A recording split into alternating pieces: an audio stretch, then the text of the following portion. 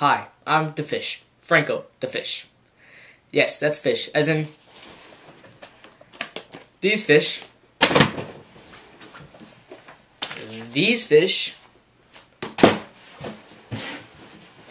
or this big pillowfish right here. But that's not the point. The point is, in the next 10 minutes of this video, you'll see how chemical warfare in World War I affected peace negotiations 80 years later in 1991. Before you see any of this, I'd like you to see Kevin's video on the history of chemical warfare, so you can have a farther insight on this topic. Kevin? Chemical warfare can be found to date back into ancient Greek times.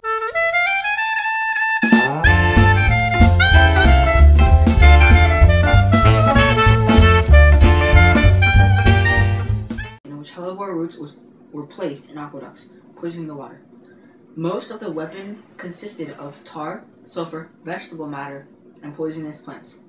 These concoctions were commonly dispersed in a smoke form.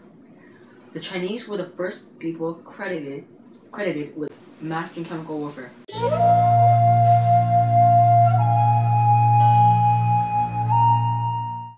As they were also first to use mustard gas.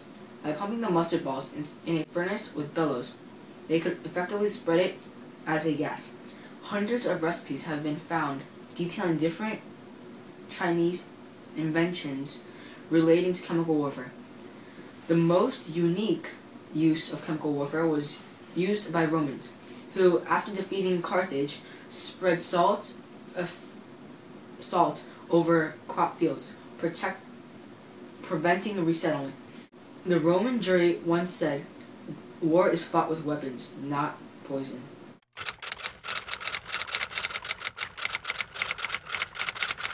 Don't you just love rubber fishing lures?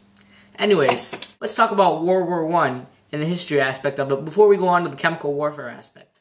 Archduke Franz Ferdinand is assassinated from Austria-Hungary, and this is because of Serbian nationalists, which sparks outrage and a little war between them. But with this confusion of allies, it soon turns into World War I. I'll walk you through it. There's Russia, who joins Serbia's side, and then Germany, who joins Austria-Hungary's side, and then there's France, who joins Russia's side, and England that joins France's side, and then the United States that joins England, France's, and Russia's side because of the submarine attacks on the US's shipping, and then there is Japan that joins Britain because it is allies with it. Some new forms of warfare come about as tank warfare. There was aerial warfare. In one case, they were bombing with spears, and one actually hit a guy on a horse that was on the German side, which was not his lucky day. And there was chemical warfare. Chemical warfare, though, was frowned upon and was considered one of the horrors of war, and was not proper fighting technique. And it was a very scary experience and a very painful death for those that were inflicted, which injuries were inflicted upon. But there was protection about it. There was gas masks, and at one point in time, gas masks were actually handed out to civilians and civilian infants, which was probably a pretty scary part of the war for the civilians back home.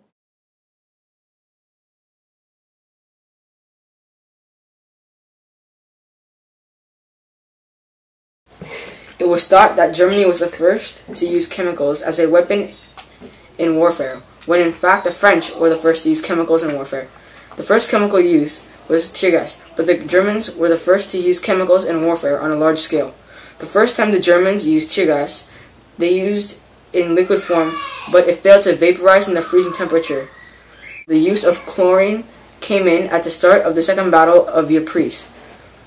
The French and Canadians walked on into British land, and a cloud of smoke appeared, but they thought it was a cloud to mask an advance by the German infantry. Seconds after the chlorine was breathed in, the respiratory organs were destroyed by the gas. The Germans' use of gas provoked the British, which led into the escalation of chemical warfare.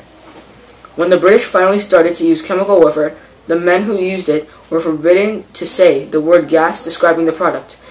They used the word accessories as an alternative, since the word gas was related to an act that was frowned upon. Phosgene was similar to chlorine but more effective, in that less coughing induced, increasing the amount of matter inhaled. The same effects were felt, except with more fatalities resulting. After phosgene followed mustard gas, a development of Germany. Mustard gas's effects were felt for longer periods of time than chlorine and were deadly. Injuries inflicted were not only internal but also felt externally on the skin where blisters could form. After 1915, protection against gas was more common and effectiveness decreased. By only May 1915, only 9% of all casualties were at the cause of gas, 3% of which were fatal.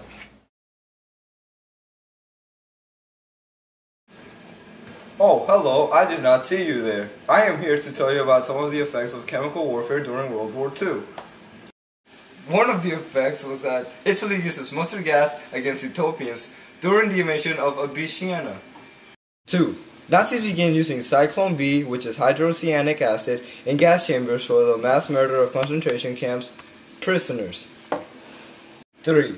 U.S. ships loaded with mustard bombs were attacked by Germans in a part of Bari, Italy, which left 83 U.S. troopers dead in the poisoned waters. 4. Germans manufactured and stockpiled large amounts of Subon and sarin nerve gases, but did not use them whatsoever. 5. Mustard gas was most produced by Britain, Canada, France, Germany, Hungary, Italy, Japan, Netherlands, Poland, South Africa, US, and the USSR during World War II. I just love a nice rack. Fishing lures. Aren't they so awesome? So many to choose from. And oh, for fish.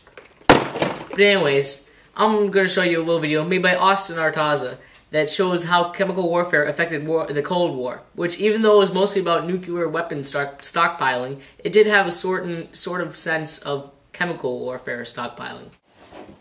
Hello, I'm here to tell you about the uses of chemical warfare in wars after World War I and World War II. During the Cold War, the Soviet Union and the United States both developed stockpiles of chemical weapons that amounted to enough chemical weapons to destroy most of the plant and animal life on Earth. Bye-bye monkeys. But the fish are like underwater and they're too cool for that kind of stuff, so they like survive. So yeah, fish. Franco. Iraq uses chemical warfare as one of their main strategies while they are at war. Their most memorable attack is against the Iraqi Kurdish village of Halibja. This attack helped pass an act in the Geneva Convention. Directly after World War I, the Geneva Conventions came about. A ban of chemical weapons was implemented after seeing how chemical warfare's role in World War I has damaged the whole generation. The production and stockpiling of these chemical weapons, though, was not restricted. As long as the country did not use chemical warfare first, it had the right to retaliate using it against the country that did make an offensive move using chemical warfare. Another not-so-successful attempt to ban biological warfare was made in 1972, with only 17 signatories of 2,000. In 1988, as Austin has talked about previously, Iraq used chemical warfare agents against its own citizens in Halibja. In response to an unstable government possessing this power, the CWC was signed in Paris in 1993. This disarmament treaty banned what the First Geneva Protocol did not, trying to avoid any chance of chemical warfare. After seeing the horrible ways of killing the enemy in World War I, people wanted to stop chemical warfare from ever happening again in any other wars. That's when the Geneva Protocol came in. It happened at this time because, combined with ancient understanding of chemical warfare and the modern understanding of science, people could make even more powerful and deadly chemical weapons. Well, I'm Franco telling you, if you want to go fishing on a boat, you might want to put the plug in it.